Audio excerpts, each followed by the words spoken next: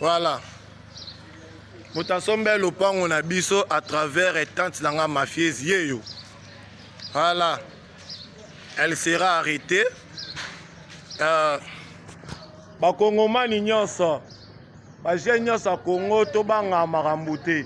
Donc naza anga moko. Bave nanga nyonso société civile dans bango yeyo.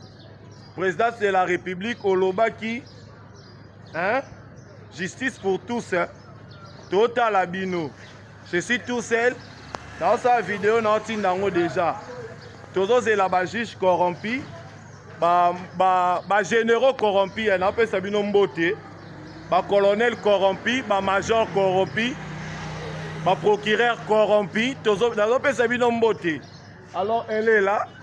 Je m'attends. C'est ça. Tous on s'est filmé. Hein? C'est comme ça que ça se passe avec nous, avec les impérialistes. Voilà. Tapé si bien son mbote, nazanga moro awa, nazo zelaba olinga ngai. Mais avantage azanango a mabanga eze belé na opanza batu bilongia. Voilà. Je suis très content de moi dans là na cachoté, na bandeli ba généraux corrompus, ba ministres corrompus, ba procureurs corrompus, ba magistrats corrompus, ba cabinet d'avocats corrompus. Je vous passe un message que le Congo va changer. Ouais, le Congo va changer. On va commencer à vous décapiter, vous tuer, parce que vous vous mêlez tout le temps à la mafia. Je suis très content de moi. En fait, toute une génération est partie. Voilà la parcelle. Nous allons récupérer notre parcelle advienne que pourra. Elle est là. Nous allons l'introduire en justice. Tokangaï. Bon, Nazolo Bailo moi Yasuka a na vidéo. Et ça sentiment comme on a Bercy Chilombo Jimalaba Kalonzo.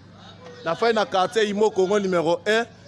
Chef du quartier, un révolutionnaire Teti, Bisonde Bango, Bisonde Tosa Congo lobby, aux magistrats, aux procureurs, aux ministres, aux corrompus, il y aura un temps de prendre un public.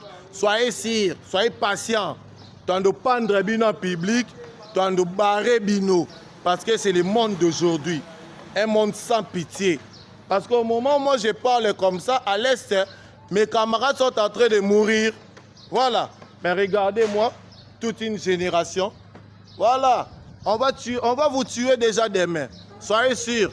Merci au ministre Constant Moutamba. Lenda. Hein? Lenda.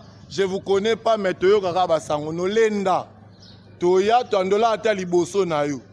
To Simbata Bakindoki Poto Lia Batunyo Soba Lukayo. On est ensemble, pas de saucer. La patrie ou la mort. Merci. Voilà. Mutasombe lopango na biso à travers tante nanga mafieuse yeyo. Voilà. Elle sera arrêtée. Bakongomani nyonso. Baje nyonso Congo to banga makambo te. Donc naza anga moko. Bave nanga nyonso société civile dans bango yeyo. Président de la République Olobaki. Hein? Justice pour tous. Hein? Total Abino. Je suis tout seul. Dans sa vidéo, nous avons déjà. Tous les juges corrompus, généraux corrompus, on appelle ça Bino Mbote, colonel corrompu, major corrompu, procureur corrompu, tous appelle ça Bino Mbote. Alors elle est là. Je m'attends. C'est ça. Tous on s'est filmé. Hein? C'est comme ça que ça se passe avec nous, avec les impérialistes. Voilà. Tapé si bien son mbote, nazanga moro awa, nazo zelaba olinga ngai. Mais avantage azanango a mabanga eze belé na opanza batu bilongia. Voilà. Je suis très content de moi dans là na cachoté, na bandeli ba généraux corrompus, ba ministres corrompus, ba procureurs corrompus, ba magistrats corrompus, ba cabinet d'avocats corrompus. Je vous passe un message que le Congo va changer. Ouais, le Congo va changer. On va commencer à vous décapiter, vous tuer, parce que vous vous mêlez tout le temps à la mafia. Je suis très content de moi. En fait, toute une génération est partie. Voilà la parcelle. Nous allons récupérer notre parcelle advienne que pourra. Elle est là. Nous allons l'introduire en justice. Tokangaï. Bon, nazoloba ilo mo ya suka na vidéo eza sentiment te kombo nanga Bercy Chilomboji Malaba Kalonzo na fait na quartier Imo Congo numéro 1 chef du quartier un révolutionnaire Teti Bisonde bango Bisonde to sa Congo lobby au magistrat au procureur au ministre oh nyonso ba corrompu il y aura un temps de prendre bina public. Soyez sûr, soyez patient.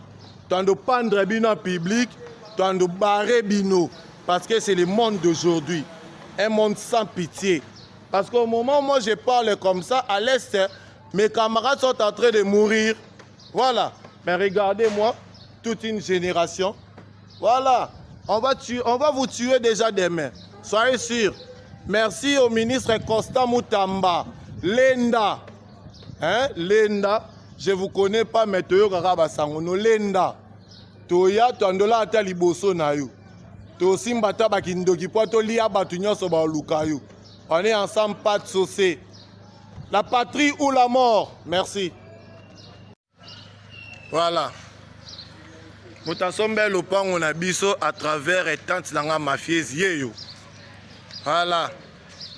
Elle sera arrêtée. Bakongomani nyonso baje nyonso Congo to banga makambo te donc naza anga moko bave nanga nyonso société civile dans bango eyo président de la République olobaki hein justice pour tous hein total abino je suis tout seul dans sa vidéo na tindango déjà tozo la ba juge corrompu ba généraux corrompus na pe sabino mbote ba colonel corrompu, ba major corrompu, ba procureur corrompu, alors elle est là, je m'attends. C'est ça, on s'est filmé, hein. C'est comme ça que ça se passe avec nous, avec les impérialistes. Voilà. Tapé si bien son mbote, na moro awa, na zoze là-bas en ligne ngai. Mais avantage à ça, mabanga et c'est belé, la repanza batu bilungia. Voilà. Je suis très content de moi. Non, là, on a cachoté. Na bandel ba généraux corrompus, ba ministre corrompu, ba procureur corrompu, ba magistrat corrompu, ba cabinet d'avocats corrompu. Je vous passe un message que le Congo va changer. Ouais, le Congo va changer. On va commencer à vous décapiter, vous tuer, parce que vous vous mêlez tout le temps à la mafia. Je suis très content de moi. En fait, toute une génération est partie. Voilà la parcelle. Nous allons récupérer notre parcelle advienne que pourra. Elle est là. Nous allons l'introduire en justice. Tokangai. Bon, nazolo bailo mo ya suka na vidéo. Et ça sentiment te. Comme nanga Bercy Chilomboji Malaba Kalonzo. La fin na quartier Imo Congo numéro 1. Chef du quartier, un révolutionnaire Teti Bisonde bango Bisonde to sa Congo lobby au magistrat au procureur au ministre oh nyonso ba corrompu il y aura un temps de prendre bina public. Soyez sûr, soyez patient. Temps de prendre bina public, temps de barrer bino parce que c'est le monde d'aujourd'hui. Un monde sans pitié. Parce qu'au moment où moi je parle comme ça à l'Est, mes camarades sont en train de mourir. Voilà. Mais regardez-moi, toute une génération. Voilà. On va vous tuer déjà demain. Soyez sûrs. Merci au ministre Constant Moutamba. Lenda. Hein? Lenda. Je ne vous connais pas, mais Toyo Karaba Sangono. Lenda. Toya, Tandola Ata Liboso Nayo. To Simbata Bakindoki, Poito Lia Batunyo Soba Lukayo. On est ensemble, pas de saucé. La patrie ou la mort. Merci.